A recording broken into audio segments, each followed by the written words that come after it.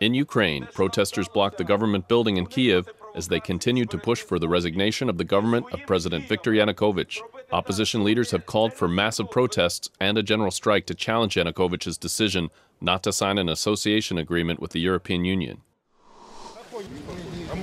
In Russia, police detained opposition politician Boris Nemtsov and other activists during an unauthorized rally outside the Ukrainian embassy in Moscow. The activists held up a banner that said, "Ukraine, we are with you," and said they came to the embassy to express solidarity with pro-EU demonstrators in Ukraine.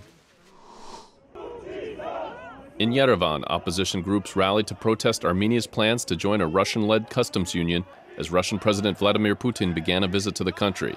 The protesters called on Armenian President Serge Sargsyan to reverse his decision to give up a trade deal with the European Union in favor of closer ties with Russia.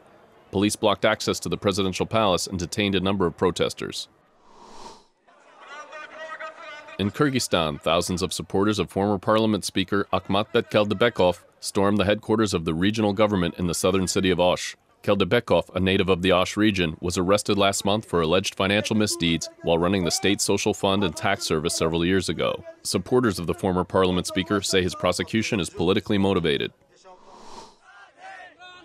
In Pakistan, the owners of oil tanker trucks have threatened to stop deliveries to Khyber Pakhtunkhwa province unless local politicians and their supporters lift their blockade of NATO supply routes to neighboring Afghanistan.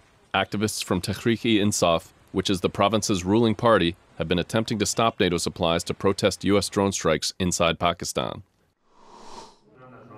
In Dushanbe, a joint Tajik-Afghan commission has met to discuss cooperation in combating drug trafficking. Officials and representatives from border areas agreed to work out common approaches to fight the drug trade in the region after NATO-led forces withdraw from Afghanistan in 2014. Tajikistan is a transit point for illegal drugs from neighboring Afghanistan. In Kosovo, supporters of the ethnic Albanian self-determination movement celebrated their victory in local elections in the capital, Pristina. The group's leader, Harvard-educated Shpend Ahmeti, defeated Democratic League of Kosovo candidate Isa Mustafa and is now poised to become the next mayor of Pristina.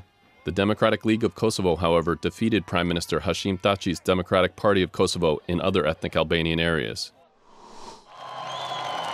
About 10,000 Belarusians traveled to the Lithuanian capital, Vilnius, to see the band Lapis Trubetskoy. Public performances by the group are banned in Belarus because of its anti-government rhetoric. During live concerts, band members and its fans often fly white, red, and white flags, which are opposition symbols, and are also banned by the official regime in Belarus. And that's the video roundup from Radio Free Europe, Radio Liberty.